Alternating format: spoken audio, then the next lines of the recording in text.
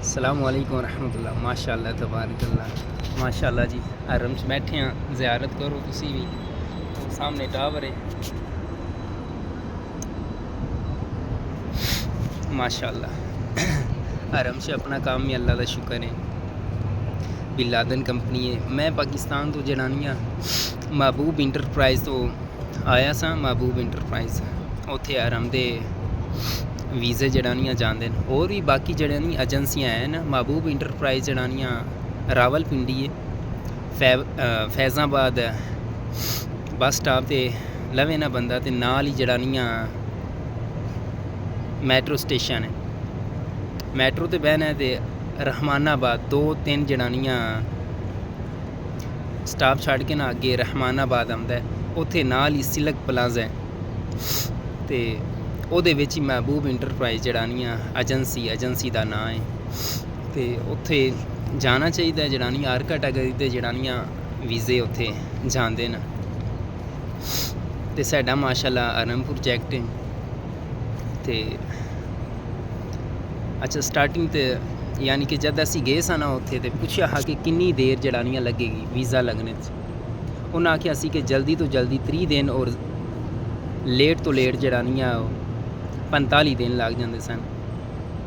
फिर जाहिर है बंदा फिर वो एक पता लग जाता है। बंदे फिर कोई पैसों की तरतीब करनी होंगी। पर देश में जोड़ा भी आता है वो लाजमी कुछ ना कुछ जड़ानियाँ फड़ के आता है, चाहे यूरोप में जाए या फिर अरब में जाए।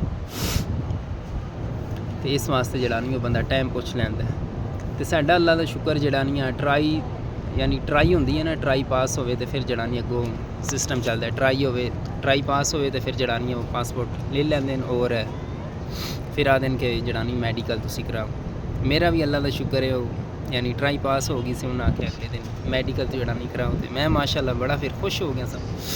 अगे बड़ी कोशिश की है कि अल्लाह करे किसी तरीके बाहर टुर जाइए। अल्लाह ताला यानी इत्थे सवाब ला दिता है। अच्छी जगह है जिथे नबी करीम सल्लल्लाहु अलैहि वसल्लम का बचपना गुजरा है। आप सल्लल्लाहु अलैहि वसल्लम का ये शहर है, महल्ला है, पिंड, जो भी तुसी आखना चाहो आख सकते हो। यकीन जानो बड़ा मज़ा है इत्थे काम करने का। और अल्लाह ताला बड़ा अच्छा जड़ानी अल्लाह ताला नीयत का फल देंदा है। ऐसी अल्लाह का शुक्र है काम भी करी दा इत्थे और पैसे भी कमाई दे। घर वालें का निज़ाम चलता है। ऐसे भी बड़े खुश हैं इत्थे। अल्लाह का बड़ा शुक्र है। अल्लाह का शुक्र है कि साडे जो जिम्मेदारी यानी कि ऐसा जो काम करने हैं ऐसी मैं मुअल्लम में आया। मुअल्लम आखदे मिस्त्री ने। पाकिस्तान भी मैं मिस्त्रियों वाला काम करता सी। इत्थे भी जड़ानी यही काम करना। साडा मार्बल फिक्सर है जड़ानियाँ काम है। अल्लाह का शुक्र है जो साडी ड्यूटी है असी वो सर अंजाम दे रहे हैं। बाकी हर जो सिस्टम है हर बंदे का वो अपना जड़ानी वो ड्यूटी सर अंजाम दे रहे हैं। ऐसी अपनी दे रहे हैं। अल्लाह का बड़ा शुक्र है। शुक्र अल्हम्दुलिल्लाह कि ऐसी भी जड़ानी हरम काम कर रहे हैं। हरम जो पत्थर लग गया अल्लाह का शुक्र है वो साडे हत्थे का लगे है। वो हमेशा रवे दा अल्लाह का बड़ा शुक्र है। तो अच्छा मैं जिस तरह आया 45 दिन आखते सन, लेकिन अल्लाह का शुक्र है साडा जड़ानियाँ मेरा 15 तो 20 दिन लगे सन। 15 तो 20 दिनों के अंदर अंदर जड़ानियाँ ऐसी सऊदी अरब आ गए सामने। बड़ा अच्छा जड़ानी उन्होंने महबूब इंटरप्राइज़ वालों का सिस्टम है। सही अच्छे तरीके नाल बोलते हैं, सही तावन करते हैं। तो मेरा भी मशवरा तो मेरे जड़े जान पहचान वाले न अजीज़ न रिश्तेदार न वो पुछते ना। तो मैं फिर उन्होंने यही आखना कि तुसी जड़ानी उत्थे जाओ। राबता नंबर मैं उन्हें देना। मैं इंशाअल्लाह ताला जड़ानी राबता नंबर थले दे देंगा। उन्होंने तुसी राबता करो। व्हाट्सअप नंबर है उन्होंने तो मैं वो जड़ानी दे देंगा। व्हाट्सअप उपर तुसा जड़ानियाँ राबता नहीं करना क्योंकि उन्होंने को रश बड़ा होंदा है। तो टाइम व्हाट्सअप वेखते हैं ना, लेकिन वो रश होने की वजह तो ना फिर थोड़ी देर लग जाती है। तुसी जड़ानियाँ कॉल करो तो इंशाअल्लाह ताला वो सही तावन करनगे, अच्छे तरीके नाल गल करते हैं। तो तुसी जाओ उत्थे अल्लाह मदद करेगा।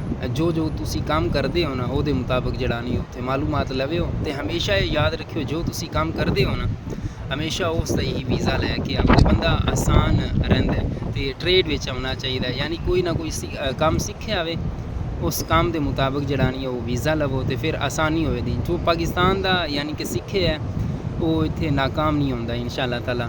फिर आस्ता आस्ता ज़ुबान भी आ जाती है, अरबी ज़ुबान आ जाती है। अल्लाह मदद करता है। अल्लाह ताला हर एक दी रोज़ी विच बरकत पाए। आमीन। तो ट्राई मारो अल्लाह मदद करे। चलो जी सही हो गया। अगर कोई इस वीडियो में कोई मिस्टेक होगी तो माजरत है।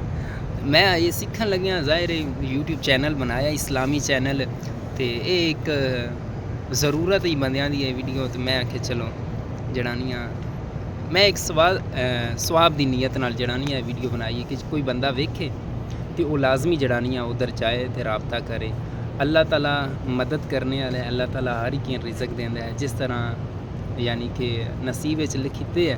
हुण साडा जितना एक सिस्टम है पाकिस्तान वो उतना सन लब्भा है अल्लाह ताला फिर इत्थे लै आंदा है जिथे नबी करीम सल्लल्लाहु अलैहि वसल्लम दा बचपना गुजरा है। अल्लाह दा बड़ा शुक्र है। मैं जितना शुक्र अदा करा घट है अल्हम्दुलिल्लाह।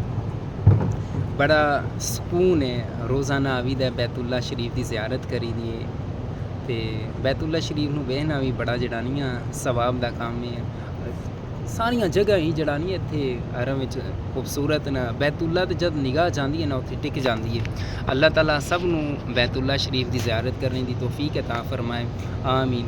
ते अपने वालदैन की खिदमत करने की तौफीक अता फरमाए। अगर कोई गलती नाल ऐसा कोई अपने वालदैन नाल गलत गल कीती है तो अल्लाह ताला मुआफ़ करे आमीन।